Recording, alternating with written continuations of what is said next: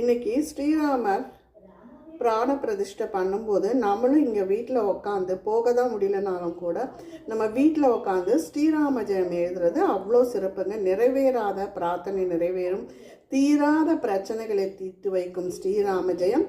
Book இருந்தால் புக்கில் எழுதுங்க, அப்படி இல்லைன்னா ஏதாவது ஒரு நோட் புக்கில், தூய்மையான நோட் புக்கில் எழுதுங்க.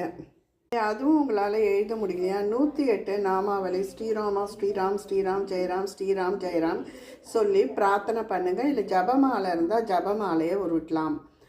மிகவும் சிறப்பு வாய்ந்த நாளான இன்னைக்கு நம்ம கண்டிப்பாக ஸ்ரீராம ஜெயம் எழுதுறது நம்மளுக்கு மிகுந்த நன்மையை பயக்கும். அயோத்தியில் பிரதிஷ்டை பண்ணுற இன்றைய தினம் சிறப்பு வாய்ந்த தினமாக கருதப்படுறது.